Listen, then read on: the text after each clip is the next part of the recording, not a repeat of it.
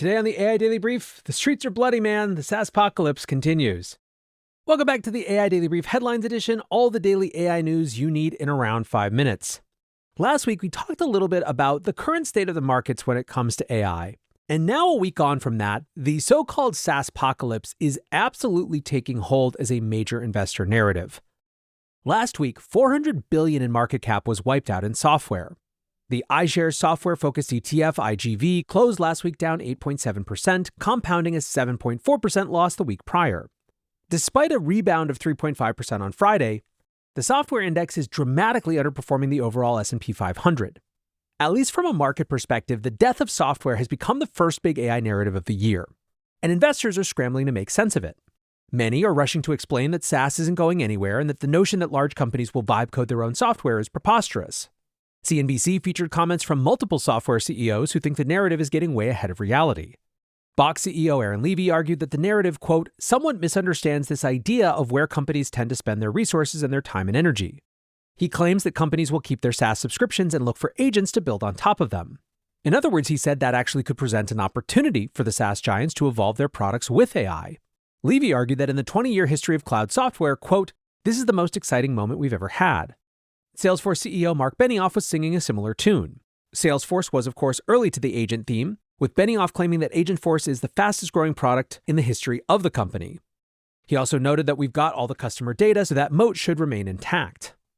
Still, corporate America is very open to experimentation right now. The Wall Street Journal spoke with Authentic Brands Chief Digital Officer Adam Cronengold about how new AI tools are impacting work for the conglomerate that owns Reebok and Champion.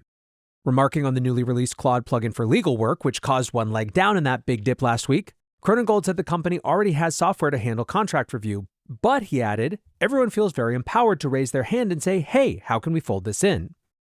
You get the impression reading the piece that when it comes to customers, there is a feeling that the friction for experimentation has dropped meaningfully. Brad Gerstner of Altimeter Capital offered an explanation for the dramatic drop in software stocks, even if you don't believe that SaaS is doomed. Software has been the best performing sector of the S&P for the past 2 decades on the back of extremely strong growth. Gerstner argued that forward growth rates are far less clear. Software had been valued at 30 to 35x profit, implying a long horizon view that SaaS had multiple decades of overperformance. If AI contracts that horizon to a single decade, that dramatically changes the trajectory for these companies. As Brad put it, AI disruption lowers predictability of future cash flows. Buco Capital summed it up, say it with me, we only buy accelerating top lines. Staying on the more nuanced argument theme, one also doesn't have to believe that SaaS companies are empirically doomed to understand that the traditional seat model is looking less and less viable. First of all, even if they keep the seat model, if companies are slashing their headcount, SaaS can't sell as many seats. Eric Goldhar writes, we used to buy software for humans to use, now we buy agents to do the work. If your product charges by the user, you're selling a tax on productivity. When OpenAI CEO Sam Altman was asked in an interview, is software dead? He somewhat obliquely got at this idea that the fundamental business model of software has changed, saying every company is now an API company whether they want to be or not. This is most certainly going to be the theme that defines at least the next week in markets, so one will be watching closely. Meanwhile, Thomson Reuters has said that AI is delivering tangible benefits for the legacy legal research firm. The company was one of the hardest hit from last week's release of the legal plugin for Claude Cowork. Their stock fell 20% just last week. And despite Thomson Reuters aggressively having added AI features across their product suite, it seems that the market doesn't put too much stock in that. In spite of that, though, CEO Steve Hasker told investors during last week's earnings call, we are seeing tangible benefits from our continued investments in AI.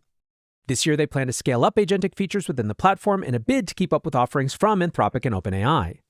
Interestingly, their financials were a perfect demonstration that strong results in the present aren't enough for investors. Thomson Reuters reported 7% revenue growth and 9% growth in EBITDA profits, with margin increasing to 44.3%. Both the AI features in their platforms and content licensing contributed meaningfully to the bottom line. Still, investors are concerned that legacy software platforms will face inevitable disruption from the AI startups. Morningstar maintained their fair value level on the stock, suggesting it's now massively oversold, while Morgan Stanley slashed their price target by a third. Writes Finimize, the big question is shifting from will legal Gen AI sell to whether pricing power and renewals hold up as lookalike features spread. When that uncertainty rises, valuation multiples often compress across the software group, even for strong incumbents. Microsoft was another one of the big losers of the software wipeout last week. but they could be positioned for a comeback as agent strategies take hold. The stock lost 6.7%, losing $218 billion in market cap. Now, unlike most of the software stocks, Microsoft faces dual headwinds. In addition to the cracks that are forming in their SaaS business model, Microsoft is also lagging behind the other hyperscalers in their cloud business.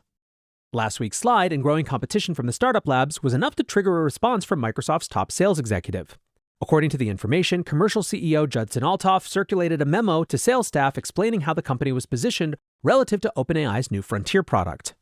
The memo provided talking points for selling Microsoft's agent management platform, including specific advantages the product has over OpenAI's new platform.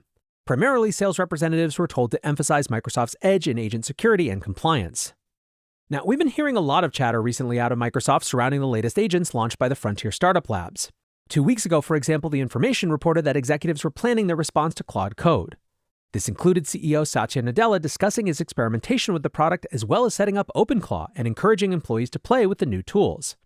Nadella was said to be looking for ways to incorporate the latest agentic features into GitHub and other Microsoft platforms. Now, it's clear that Microsoft is feeling the pressure to keep up and are making a bet that they need to keep agent security at the center of their sales pitch. Which brings us to our final story for today.